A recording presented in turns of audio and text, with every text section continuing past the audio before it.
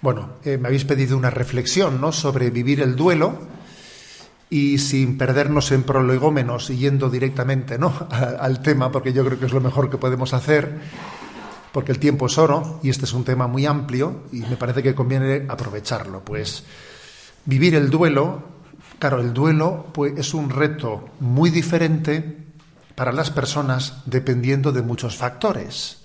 Y yo voy a empezar por enumerar esto. Claro, del tipo de lazos que mantenías con la persona difunta. Claro, es que eso condiciona mucho.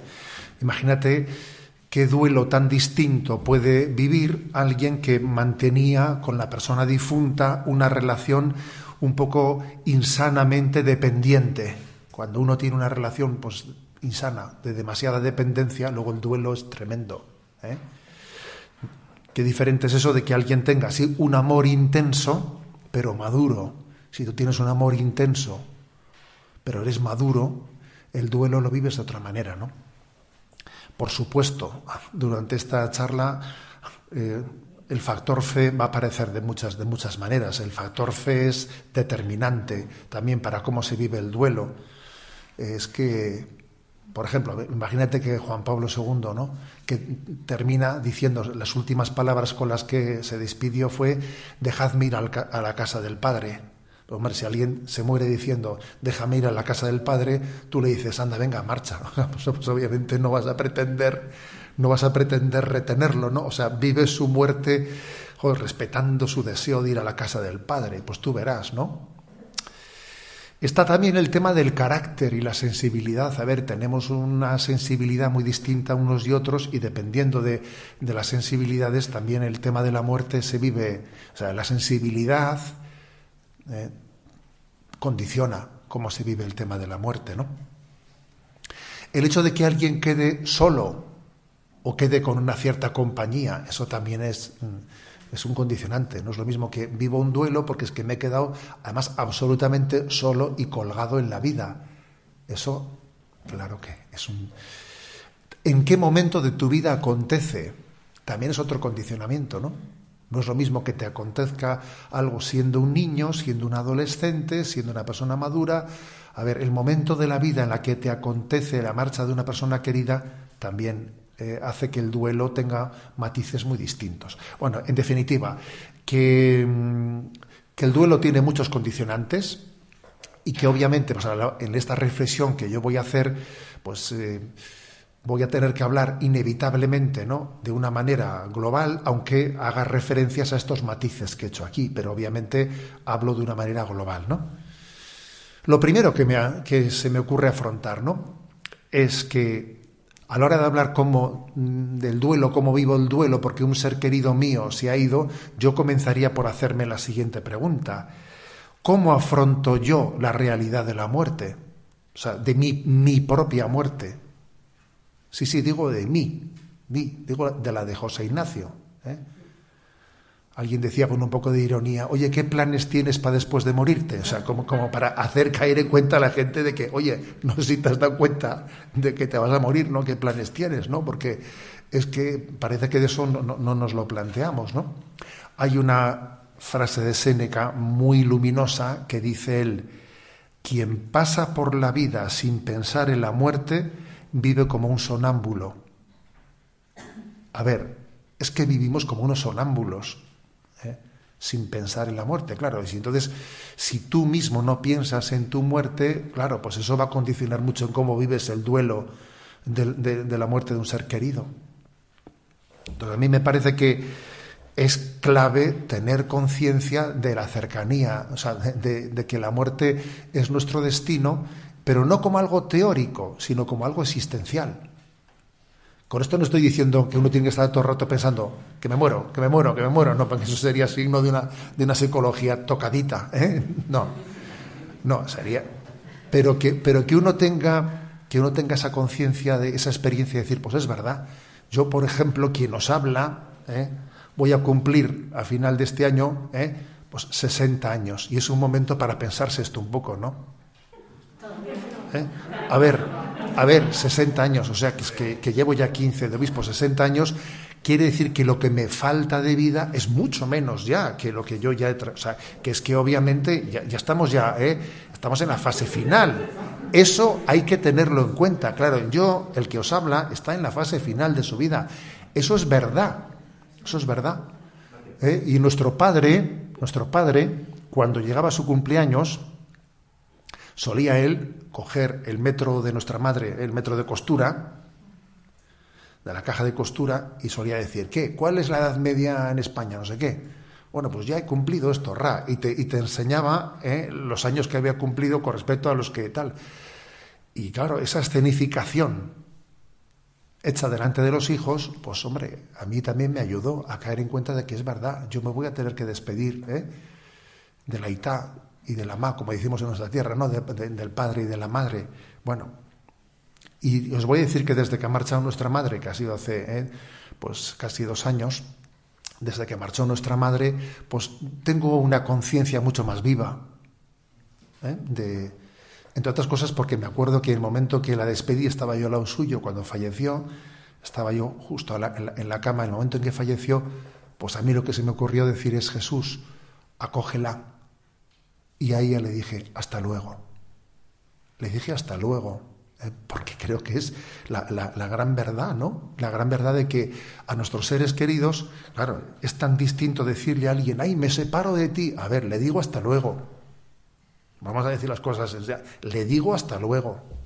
Y además un hasta luego que no es que te sea eterno, o sea, que es más próximo de lo que parece. Este tema es clave, porque yo creo que lo que decía Séneca es verdad. O sea, vivimos como sonámbulos, como si eso no fuese a existir. Y es más, aquí hay un montaje de una sociedad frívola, un montaje organizado para vivir de espaldas a esa realidad, para que nadie piense en eso. Pues eso, a los ancianos les mandamos al viaje del inserso y venga por aquí y venga por ahí, que no me parece mal, o sea, con esto no me parece mal, no, pero es que está todo montado para que nadie piense en la realidad de la muerte. Aquí está pasando algo parecido, pero con guante blanco, a lo que pasó en los tiempos de la República. No sé si sabéis que en los tiempos de la República, cuando comenzaba la persecución religiosa, en España se prohibió que los coches fúnebres, o sea, que pasasen por el centro de la ciudad. Porque claro, pasaba un coche fúnebre de una manera procesional, con los cirios encendidos, y entonces a la gente se le estaba tocando la conciencia, ¿entiendes? Entonces se prohibió, la República prohibió tal cosa. Esa escenificación de la realidad de la muerte. Claro, hoy en día las cosas son de guante blanco, pero es un consume y calla, es no pienses en ello, jiji jaja, la muerte sí, te pones una película y mueren allí, pero a chorro, pero es algo ficticio, algo virtual, ¿sabes? No es real. Tú estás viendo gente morir en las películas, pero virtualmente, ¿sabes? Sin que caigáis en cuenta de que nuestra vida pues tiene ese destino, ¿no? Luego también ha ayudado mucho a esta frivolidad el hecho de que en el último siglo la Edad Media se ha alargado muchísimo. Se ha alargado muchísimo. En algunos lugares, en los últimos 100 años, se ha duplicado, incluso en algunas naciones, triplicado la edad media de vida. Entonces, claro, eso hace que tú no veas la enfermedad tan cercana. El hecho de que también existan muchos medicamentos y cuidados paliativos que hacen que uno se pueda aproximar a la muerte casi sin darse cuenta, también influye en eso. También influye. Claro que los cuidados paliativos, etcétera, son una gran ayuda, pero tienen su qué. Tiene su qué, en el sentido de que alguien puede vivir un poco sin ser consciente como era antes en otro nivel de la proximidad de la muerte. ¿Es tan importante tener conciencia de nuestra condición mortal?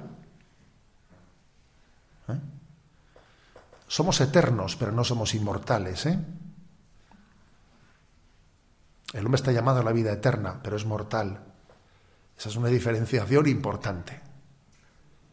Aquí nos hemos olvidado de la vida eterna y nos creemos inmortales. No, pues es justo al revés, ¿sabes? O sea, es justo al revés que lo que nuestra cultura propone. Aquí nos hemos olvidado de la vida eterna y nos creemos inmortales. Pues al revés, somos eternos, pero no inmortales. Entonces, tener eso claro es tan determinante. Muchas cosas, muchas dudas, muchos líos mentales se solucionan siendo consciente de que me muero, de que mi vida es transitoria. Pensando en eso se solucionan muchas cosas. Mira, tienes un lío familiar. Entonces te preguntas, oye, ¿y si mañana fuese a morirme yo?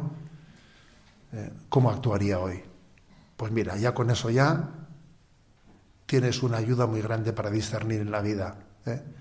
Pues porque uno en el fondo tiene que actuar pues pensando que podemos marchar en cualquier momento.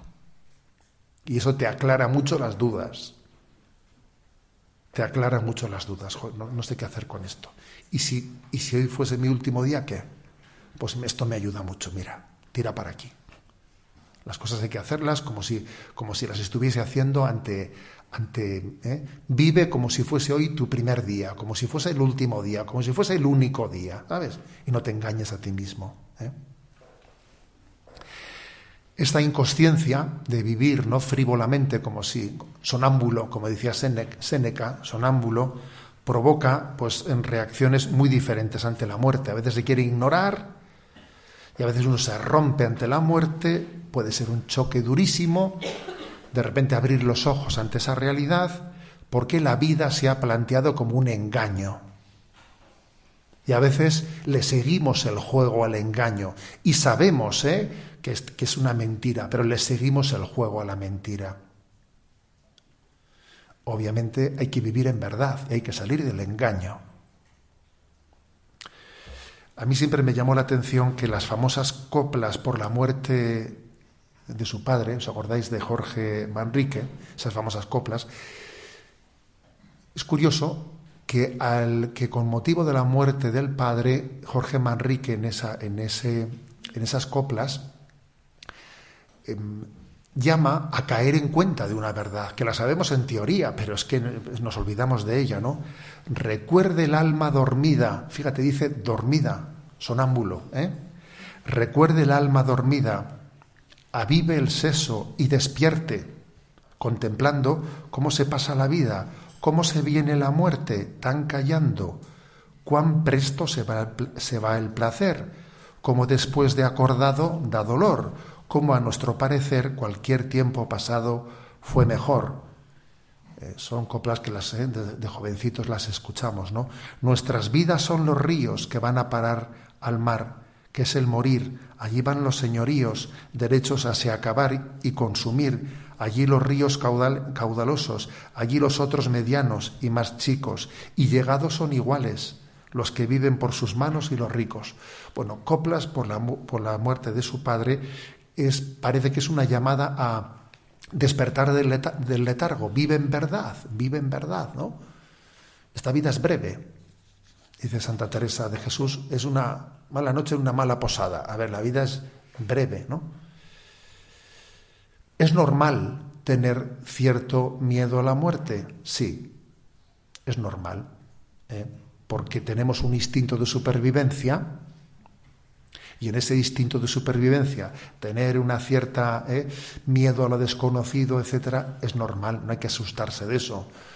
Ahí también depende mucho de las sensibilidades a las que me he referido antes. La persona que es muy sensible, aquel que es pues todoterreno, me explico, que es de los que no se come mucho la cabeza, pues posiblemente tenga menos, ese miedo natural no lo sienta. Aquí la sensibilidad puede hacer que alguien le tenga más miedo, más respeto. Tener un cierto miedo a la muerte supone no tener fe. Pues no, yo no diría eso. No diría eso. No hay que confundir la fe con la sensibilidad. Pero obviamente aquí lo importante no es sentir miedo, no sentir miedo, ¿no? Sino carecer de fe. Carecer de fe para afrontar ese momento. Por eso vamos a hablar de la vivencia, desde la vivencia de la fe, ¿no? lo que es la muerte y cómo vivir el duelo, que es el título de esta reflexión, vivir el duelo.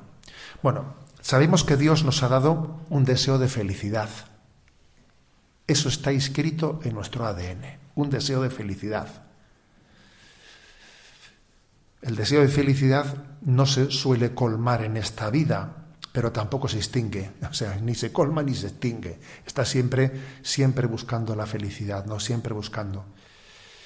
Y el hecho de que en esta vida estemos de paso, eso no quiere decir que tengamos que pasar de las cosas de esta vida, sino que tenemos que pasar haciendo el bien y buscando la felicidad, en la medida que en esta vida podemos encontrarla. Porque para eso nos ha creado Dios, Y además Dios siempre habló del 100 por 1 como antesala de la vida eterna, con lo cual no contrapongamos nunca la felicidad de aquí con la felicidad de allá, no la contrapongamos.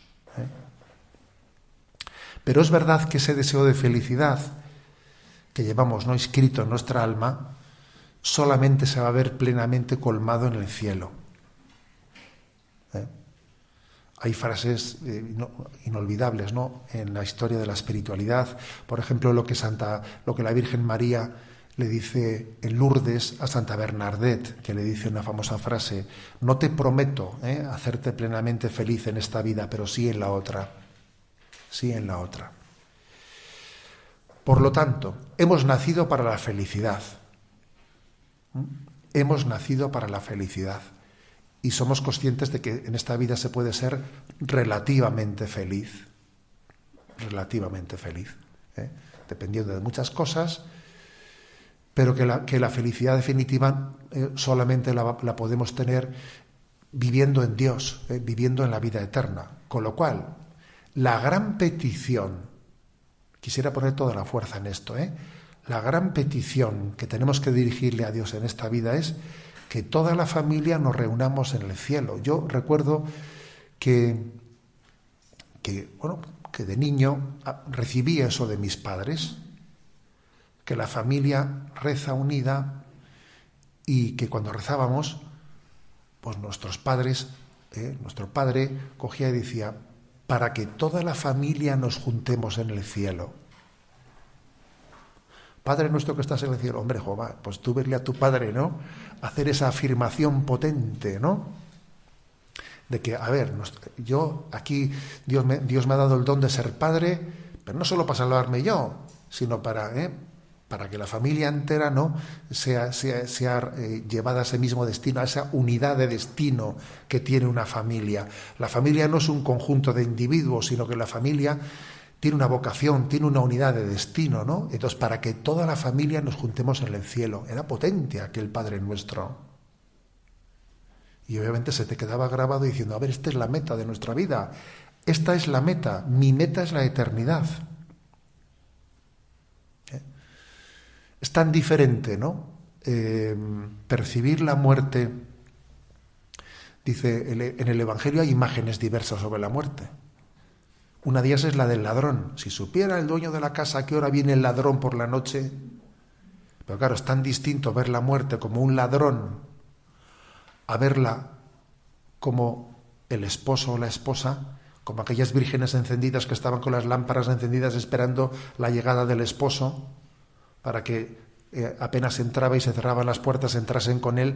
Hombre, es tan distinto percibir la muerte como un ladrón o como tu desposorio último. Bueno, menuda diferencia, ¿no?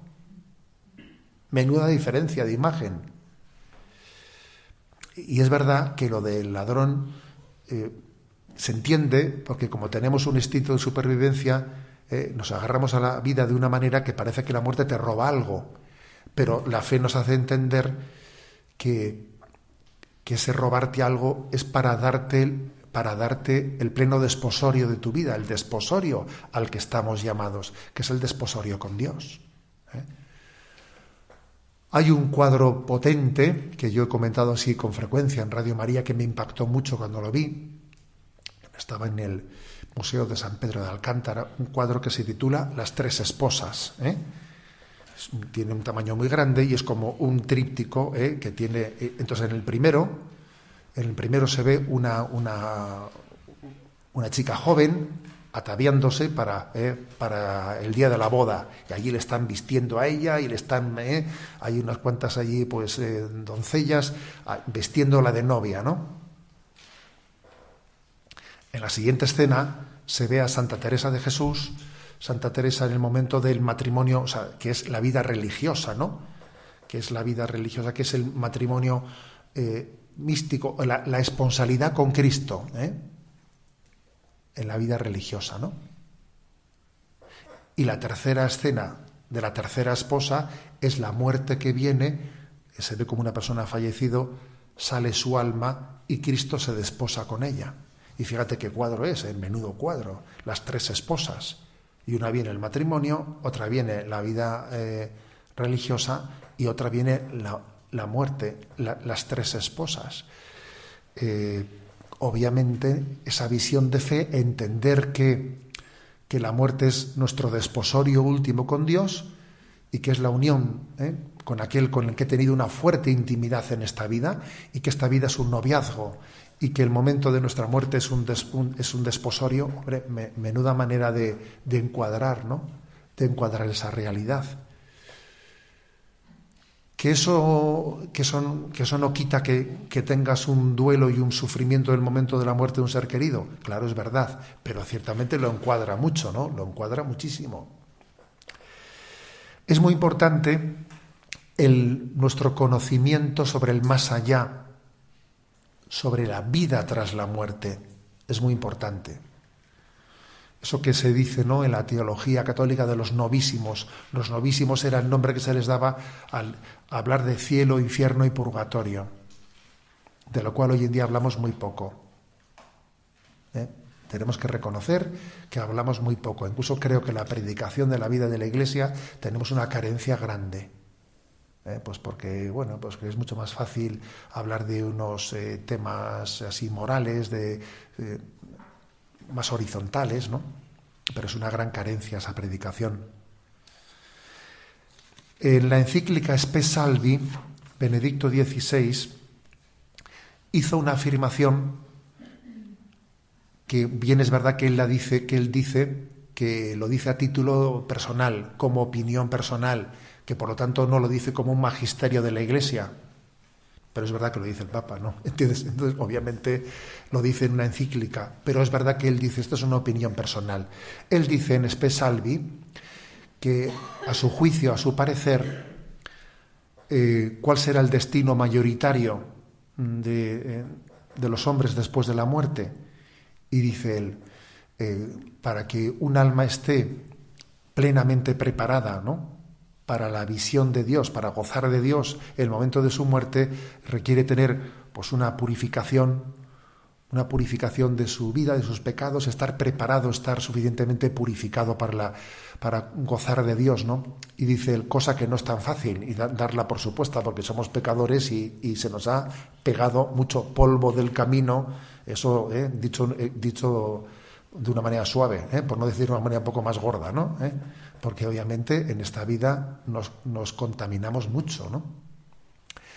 Dice, para recibir la condenación eterna, para que alguien se aparte eternamente de Dios, se requiere un grado de rechazo explícito, de maldad y de rechazo explícito del amor de Dios, que no es tan fácil suponer que exista esa maldad en una parte mayoritaria de las personas que mueren, ¿no? Entonces dice él que él piensa, que opina, que un destino mayoritario después de esta vida será el del estado de purificación, de purificación en mayor o menor medida. En la medida en que necesitamos purificarnos, Dios tiene la inmensa misericordia. El purgatorio es todavía una expresión más de la misericordia de Dios, que más allá de la muerte te pone la posibilidad, ¿no?, de completar una purificación que tú no has sido suficientemente responsable de llevar adelante a cabo en esta vida, ¿no? Entonces, es curioso, pero Benedicto XVI dice, esto es una opinión mía, de que no es tan fácil estar preparado, ¿no? Pues para contemplar a Dios sin más, ¿no?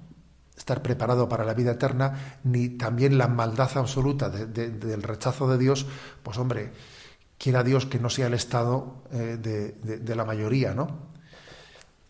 Y dice, y entonces en ¿esto qué supone? Pues que tiene que existir, que tenemos que darle importancia a la comunión de los santos y a la comunión, a nuestra relación con los seres difuntos, con los seres queridos difuntos. A ver, que es que a veces no, el duelo a veces deberíamos de encauzarlo. Alguien está sufriendo porque un ser querido ha marchado. A ver, ese dolor que tienes, encáuzalo. Lo que tienes que hacer es, pues en la suposición de que él necesite una purificación, ¿no? Para poder llegar a ver el rostro de Dios, ten con él esa relación. Y dice Benedicto XVI en Spe Salvi, se puede dar a las almas de los difuntos consuelo y alivio por medio de la Eucaristía, la oración y la limosna. Fíjate qué afirmación, ¿eh? Está sufriendo por la muerte de un ser querido, dice, se puede dar a las almas de los fieles difuntos consuelo y alivio por medio de la Eucaristía, la oración y la limosna. No estés sufriendo únicamente, o sea, dales ese consuelo y recibe de ellos el consuelo. Y continúa, ¿no?, en la encíclica, que el amor pueda llegar hasta el más allá, el amor puede llegar hasta el más allá. La muerte no establece una frontera para que el amor de aquí a allí no pueda llegar y el amor de allá a aquí no pueda llegar. Eso no es verdad. Existe, o sea, el amor pasa la frontera de la muerte.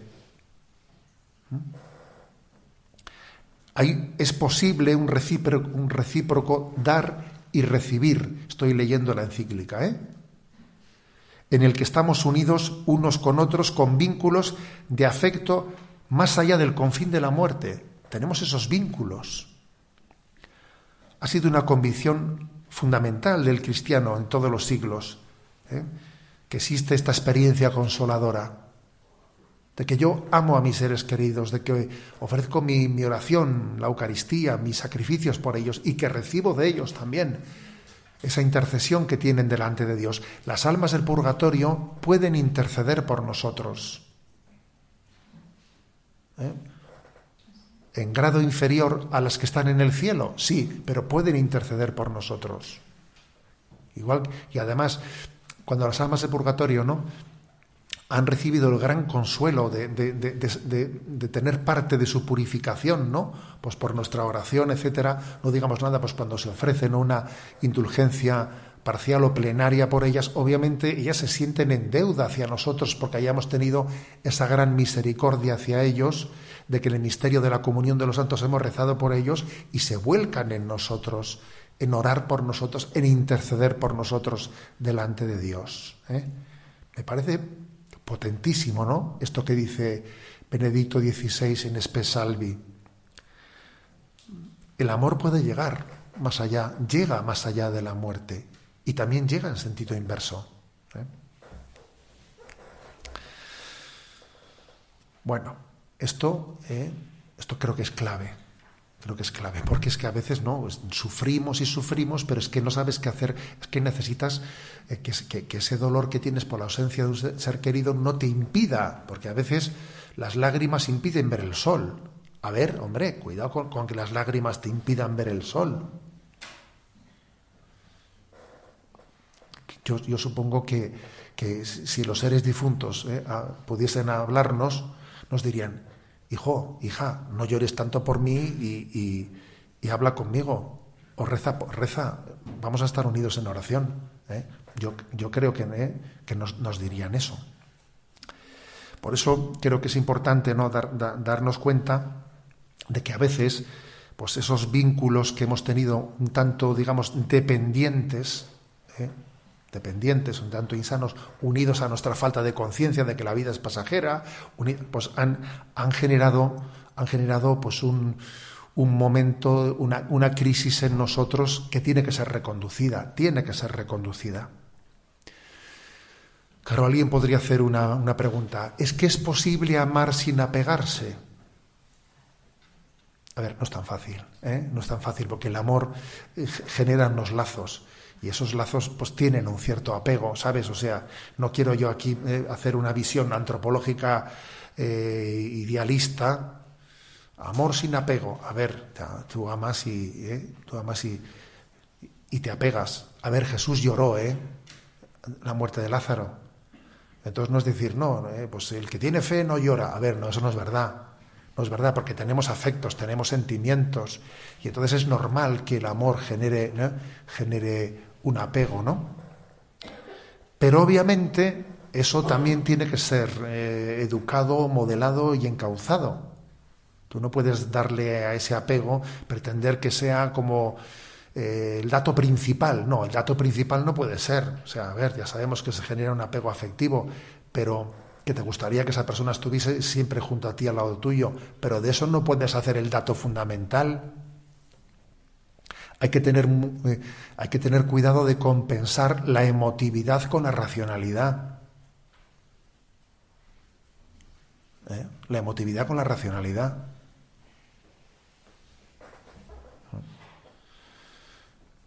Entonces, es importante educarnos en no dejarnos llevar por los golpes emocionales, ¿no?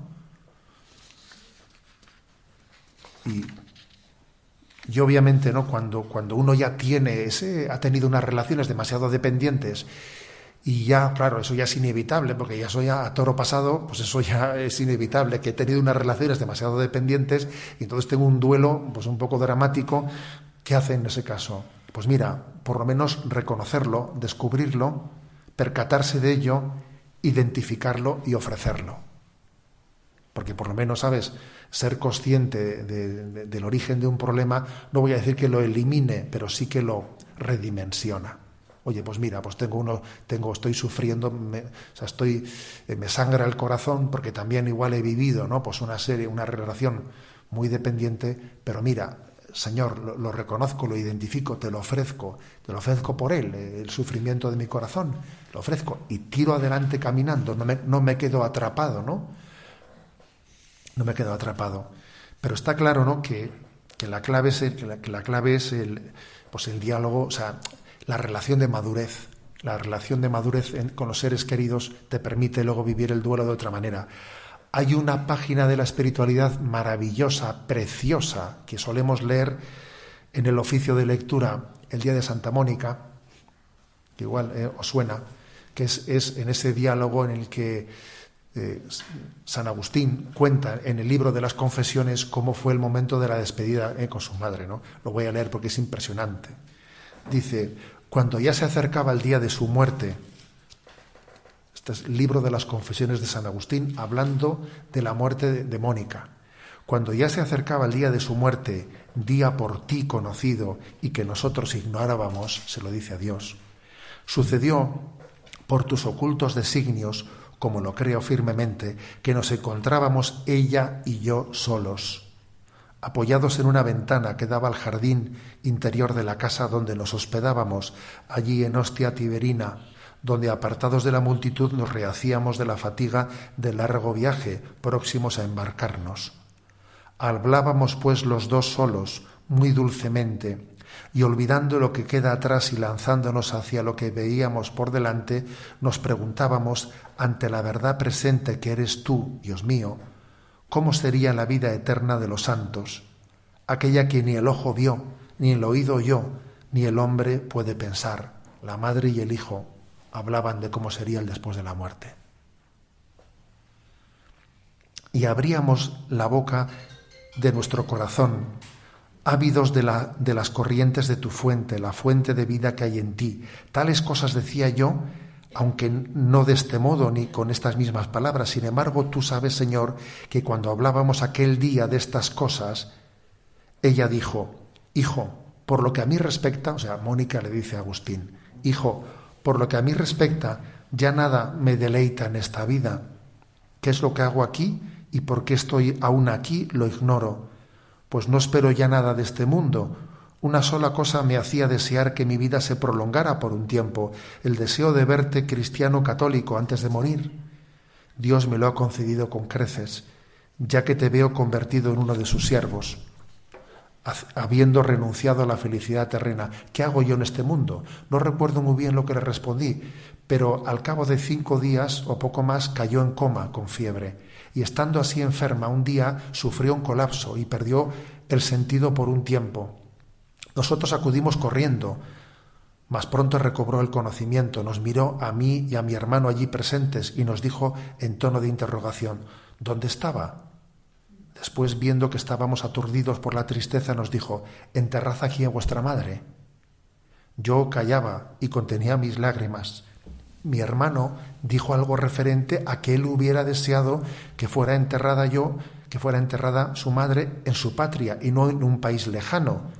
Ella lo oyó y con cara angustiada lo reprendió con la mirada por pensar así, y mirándome a mí dijo: mira lo que dice. Luego, dirigiéndose a ambos, dijo: sepultad este cuerpo en cualquier lugar. Esto no os ha de preocupar en absoluto. Lo único que os pido es que os acordéis de mí ante el altar del Señor, en cualquier lugar donde estéis. Habiendo manifestado con las palabras que pudo este pensamiento suyo, guardó silencio e iba luchando con la enfermedad que se agravaba. 9 días después, a la edad de 56 años, cuando yo tenía 33, salió de este mundo aquella alma piadosa y bendita. Claro, hay que reconocer que una relación madre-hijo así te tiene que ayudar mucho a vivir el duelo, claro. Claro. Que una madre te diga: a ver, déjate de tonterías, me enterráis aquí donde sea y lo que tienes que hacer es acordarte de mí delante del altar. Cuando celebres la Eucaristía y ofrezcas el sacrificio de Jesús por su eterno descanso. Claro, que una madre te diga eso te pone las pilas, ¿no? Pero obviamente es lo lógico, es la lógica de la fe, es la lógica de la fe, ¿no? Con lo cual, aunque tengamos un apego, también Agustín tendría un apego, también él relata esto y se le nota con una emoción el relato que hace. Pero no podemos dejar que el sufrimiento de la emotividad sea el que tenga, ¿no?, la última palabra. La última palabra la tiene la fe. Dice la carta a los Romanos: el justo vivirá de la fe. No dice el justo vivirá de sus emociones, el justo vivirá de sus sentimientos. No, el justo vivirá de la fe. Y es la fe, ¿no?, la que estamos llamados a ser la lámpara que oriente nuestra vida. Entonces, claro, ¿existe el sufrimiento ante la muerte? Claro que existe. Y es muy importante ver, y doy un paso más, ¿qué sentido dará el sufrimiento? Porque lo peor no es sufrir, sino sufrir sin sentido. Eso es lo peor que te puede ocurrir. Y yo entiendo que hay muchas personas que el sufrimiento más grande que pueden tener en esta vida es el momento en que sus personas queridas marchan. He visto muchas, he acompañado en la vida sacerdotal a personas cuyo, sin duda alguna, que ellas han vivido el fallecimiento de personas queridas de una manera dramática, especialmente en algunas circunstancias, ¿sabéis? Porque hay circunstancias más duras que otras a la hora de morir, ¿no? Por ejemplo, no es lo mismo enterrar a tu madre que una madre entierra a su hijo.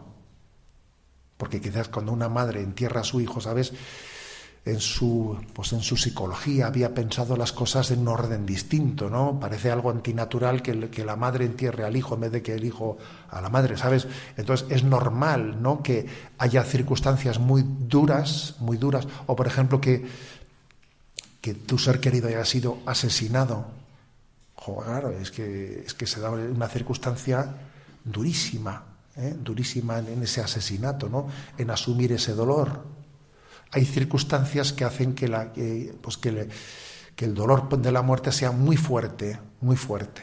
Y obviamente ese sufrimiento está ahí. ¿Qué hacemos con él? ¿Cómo lo encauzamos? ¿Cómo lo encauzamos, ¿no? Y la verdad es que la única forma de encauzar ese sufrimiento pues es el que Cristo nos muestra, el de la cruz, el de unirlo a la cruz de Jesucristo. Os voy a leer un pasaje, un párrafo de una novela de Dostoyevsky, yo que cuando lo leí este párrafo me impactó. Me impactó porque tiene una fuerza impresionante, ¿no? Y está dirigido a las madres, ¿no? Que pierden, ¿no? Que pierden a sus hijos pequeños. Y dice, fijaros este pasaje, ¿eh? También lloró así Raquel a sus hijos y no pudo consolarse de su ausencia, y ese mismo destino os está reservado a muchas madres. No te consueles y llora.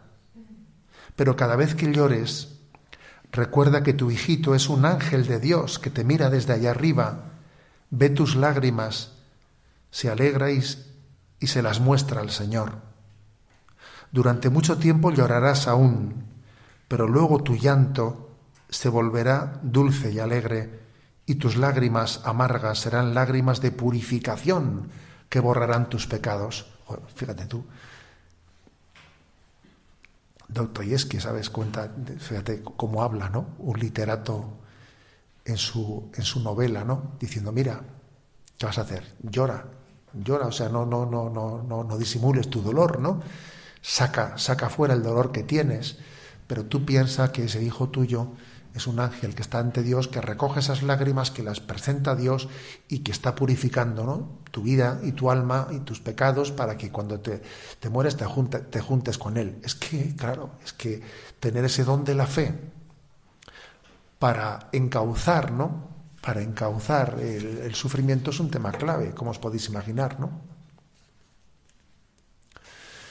Por eso, claro, la gran respuesta es la cruz de Jesucristo, ¿eh? La gran respuesta es el mismo Jesucristo. Él es la respuesta, ¿no? Es la palabra que el Padre nos da, porque Él ha venido, ¿no? Pues a establecer ese puente entre la eternidad y esta vida temporal. Creo que cuando uno dice, ¿qué hago con el dolor? ¿Qué hago con el sufrimiento? ¿No? ¿Sabéis lo que os digo? Que yo creo que una cosa que hay que hacer es ejercer ¿Quieres que te consuelen a ti? Ejerce tú el ministerio de la consolación con los que están viviendo el duelo. ¿Quieres aprender a llevar el duelo por la ausencia de un ser querido? Olvídate un poco de ti mismo y acércate a aliviar el duelo de los que están sufriendo por la ausencia de sus seres queridos, ¿no? O sea, sé tu alivio, sé tu consuelo de los que sufren. Os voy a contar una cosa que me ha pasado este verano que me dejó pasmado, ¿eh? Conocí, ¿no?, a una familia en la que también aconteció, ¿no? Pues igual en este caso alguno lo conoceréis, porque claro, es un caso muy público, ¿no? Pues una familia de Madrid que, pues no sé si fue uno de estos países de los Emiratos Árabes, pues tuvieron estaban allí la familia y junto al hotel había un sitio en el que habían dejado los niños, hubo un incendio y 3 de sus niños pequeños murieron allí quemados, ¿sabes? Claro, tenían 4 niños y de los 4, 3 murieron quemados en el incendio. Madre mía. Claro que es eso tremendo, ¿eh? Luego, posteriormente, esta familia ha tenido 3 hijos más, ¿eh? Pero aquí, en aquel momento, de los 4 hijos, 3 murieron, eran pequeñitos en el incendio. Y cuando llegaron, vieron que... Entonces, este hombre, esta familia, claro, pues vivieron ese duelo y tuvieron el don de la consolación de la fe. Tuvieron la consolación de entender que esos niños les esperaban en el cielo, que eran como la punta de lanza de la familia, o sea, recibieron esa consolación, ¿no? Y me los encontré este verano, ¿no? Ahí en San Sebastián, que estaban unos días de verano. Entonces, bueno, cuando nos fuimos a despedir, aquel padre me cogió aparte, ¿sabes? Y me dio su tarjeta y me dijo, mire, usted como obispo se puede encontrar con muchos casos muy dramáticos que a veces pues pueden ocurrir, pues de la muerte de unos hijos, etcétera y tal. Y dije, mire, yo quiero decirle que yo siento la vocación a consolar a quien viva ese momento como a mí me consolaron. Y puede usted llamarme, que yo no tengo problema en dejar el trabajo, en ir, yo estaría encantado de que si ocurriese algún caso de estos, si usted cree que alguien podría ser consolado por la experiencia de que, pues claro, es muy distinto, ¿sabes? Es muy distinto intentar consolar a una persona que ha perdido a un niño, pues sin haber pasado por esa experiencia, que diciendo, este ha perdido 3 niños en un incendio. Es que claro, te está hablando alguien que de alguna manera, no sé, le escuchas con un respeto diferente, ¿no?, al que te predica desde la teoría. Y me dejó esa tarjeta, fíjate.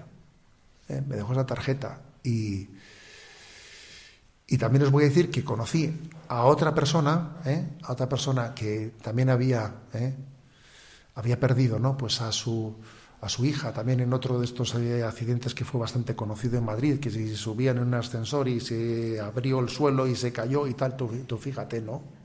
Tú fíjate qué dramón, ¿no?, vivir ese momento, ¿no? Y me contaban los padres, tuve la ocasión también de cenar un día con ellos, ¿no? Me contaron los padres, pues cómo, pues el don de la fe les consoló, ¿no? Porque también para ellos era pues el montarse en ese ascensor una vez arreglado para subir a su casa, ¿sabes?, ¿no? Porque tú también tienes que vivir, en este ascensor pasó esto y ahora yo me voy a montar en este ascensor para subir y bajar a casa. A ver, hay que abordar eso, ¿sabes? Alguno diría, yo no puedo, ¿sabes? Me cambio de casa, ¿sabes? Y fíjate, me contó el día que fueron con un amigo sacerdote a ese lugar, ¿no? Y que a ese ascensor le pusieron el nombre de Puerta del Cielo. Yo dije, madre mía. Yo dije, madre mía, ¿sabes? Yo dije, jo, qué potencia, qué potencia tiene la fe, ¿sabes? Y me decía el padre que a él la consolación le llegó en un momento en el que él dijo, yo quisiera tener a mi hija aquí, ¿no? Imagínate que yo a esa hija pudiese traerla, ¿no? ¿Y qué me diría? Y fíjate, dice que él entendió que su hija le diría, pero papá, por Dios, ¿cómo me has hecho esto? A ver, papá, pero hombre, estas cosas no se hacen, ¿no? ¿Tú no quieres mi felicidad o qué? Entonces dice que él se dio cuenta de eso y dijo, ¿a dónde voy yo? Yo he traído una hija para la felicidad plena, ¿no? Entonces, ¿qué? Bueno, obviamente esa consolación requiere una fe viva, pero requiere una batalla interior, ¿sabes? Porque claro, yo estoy contando esto en el capítulo final, pero hasta llegar al capítulo final ahí habrá habido una lucha y una batalla interior de no veas tú. Contarlo desde el capítulo final es muy hermoso, pero obviamente ha habido una lucha interior que por el camino ha habido batalla, la batalla por la esperanza, ¿no? Pero esa batalla hay que darla, no te puedes quedar por el camino, pues como decía Dostoyevsky, ¿no? En esa frase tan impresionante, ¿no? No te consueles y llora, pero cada vez que llores, recuerda que tu hijito es un ángel, que te mira desde allá arriba, que ve tus lágrimas y que se las muestra ante el Señor. Durante un tiempo llorarás, pero luego tu llanto se volverá dulce y alegre, y tus lágrimas amargas serán lágrimas de purificación que borrarán tus pecados, ¿no? Es que la fe cristiana nos llena de esperanza, ¿no? Y nos enseña a abordar, ¿no? Pues un momento tan clave de la vida. Bueno, quiero concluir. Estamos en el año de San José, y San José es el patrono de la buena muerte, que hablamos poco de eso. San José es el patrono de la buena muerte. Cuando uno va a Nazaret y ve allí en la iglesia de San José una vidriera que está en la cripta, a ver si os refresco esta memoria de los que habéis sido peregrinos a Tierra Santa, hay una vidriera allí en la que está José a punto de morir, sostenido por Jesús y por la Virgen María. ¿Por qué José es patrono de la buena muerte? Pues porque muere con Jesús y con María. Pues porque porque eso es la buena muerte, morir con Jesús y con María, ¿no? Fijaros lo que dice el número 1014 del Catecismo de la Iglesia Católica. La Iglesia nos anima a prepararnos para la hora de nuestra muerte. De la muerte repentina e imprevista, líbranos, Señor. Letanía de los santos. Nos anima a pedir a la Madre de Dios que interceda por nosotros en la hora de nuestra muerte. Ruega por nosotros ahora y en la hora de nuestra muerte. Pues fíjate cuántas millones de veces hemos dicho en nuestra vida, ¿no? Que Dios, que especialmente en la hora de nuestra muerte María esté allí, ¿no? Y a confiarnos a San José, patrono de la buena muerte. Es curioso porque dice aquí que es una buena muerte. ¿Qué se entiende por buena muerte hoy en día en la cultura secularizada? ¿Qué buena muerte ha tenido? Se ha muerto y no se ha enterado de nada. Ni se ha dado cuenta que se moría.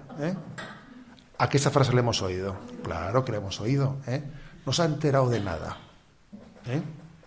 Y la gente te dice, no se le podría... no se le podría, ¿cómo se suele decir eso? Pues aplicar, pues para que en este momento, para que se quede dormido y no se dé cuenta de que se va a morir. Sedar, eso es. No se le podría sedar para que no se dé cuenta que se va a morir. Hombre, sedar será si tiene unos dolores que no puede sobrellevarlos con... Entonces hay un motivo para sedar, pero sedar para que no se dé cuenta de que va a morir. ¿Pero qué es esto? Estamos ocultando la realidad. Hoy en día se seda sin la razón de tener que aplacar un sufrimiento, sino muchas veces para que no piense, para que no se dé cuenta que va a morir. Pero hombre, si a uno le toca morir de una muerte repentina, Dios te asistirá, porque es que puede ocurrir perfectamente, ¿no? Pero hacer de eso tu ideal, a ver, hombre, tú procura vivir las cosas con consciencia, preparándote a ellas, ¿no? Preparándote a ellas. No hace poco me dijo una persona, me vino a visitar y me dijo, bueno, me han dado un diagnóstico de un plazo de vida corto, con un cáncer que es muy agresivo, ¿no? Y me decía, Dios me ha dado la gracia de prepararme, de tener un tiempo. No olvidaré que yo, siendo un cura jovencito en Zumárraga, me vino un doctor muy conocido que era oncólogo y me dijo, me enseñó una placa de un pulmón y entonces me dice, ¿ve usted esto y tal? ¿Qué ve? Y yo entiendo poco. Pues mire, pues la persona que tiene esto, pues tiene este cáncer, esto y tiene un diagnóstico de previsión de vida muy corto, de 4 o 5 meses. Y me dije, y esta placa es mía. Me dijo, ¿me ayudaría usted en estos meses a prepararme? Joder. Pues tú verás, ¿sabes? Eso yo era un cura jovencito, no sé qué años tendría yo, tendría 25, 26 años, ¿no? Cuando él me hizo esa visita. Pero obviamente, ese testimonio de fe de esa persona a mí me marcó a esa preparación, ¿no? De la buena muerte. No sabemos, ¿no? cuál será la forma, la circunstancia. Puede ser de manera repentina, con una preparación previa, pero lo importante, como en el tema, como en otros muchos temas, no es la preparación del último momentito, ¿sabes? Lo importante es la preparación que uno tiene, pues... Esto es como lo de la boda, se dice, ¿qué es más importante, el cursillo prematrimonial ese de última hora o haber tenido una preparación durante toda tu vida sobre... Claro, pues es lo importante, el cursillito de última hora, en fin, a ver, claro que ayudará, pero prepararnos, ¿no?, para esa buena muerte. El Catecismo pone una cita del libro de la imitación de Cristo, impresionante. Dice, habrías de ordenarte en toda cosa como si luego hubieses de morir. Dice, a ver, tú haz las cosas sabiendo que te tienes que morir, ¿no? Si tuvieses buena conciencia, no temerías mucho la muerte. Mejor sería huir de los pecados que de la muerte. A ver, tú procura huir de los pecados, que es más importante, ¿eh? Como cuando dice uno, es que me da mucha vergüenza confesarme, y no te da vergüenza para hacer los pecados, hombre, que te dé vergüenza para confesarte y que no te dé vergüenza hacer los pecados, hombre, a ver, es que nos viene una vergüenza de destiempo, ¿no? Pues aquí pasa, estoy huyendo de huye de los pecados más que de la muerte, dice, ¿no? Si no estás aparejado hoy, lo vas a estar mañana, diciendo, mira, no estés pensando mañana me preparé, prepárate hoy, ¿sabes? Porque nadie sabe ni el día ni la hora. Y San Francisco de Asís, que también el catecismo lo refiere, en su famoso Cántico de las Criaturas, dice, y por la hermana muerte, fíjate, hermana muerte, y por la hermana muerte loado mi Señor. Ningún viviente escapa de su persecución. Ahí sí en pecado grave sorprende al pecador. Dichosos los que cumplen la voluntad de Dios, ¿no? Ojalá, ¿no? Dios nos conceda la gracia, ¿no? De poder llamar hermana muerte, a la muerte, pues en la esperanza de la fe cristiana.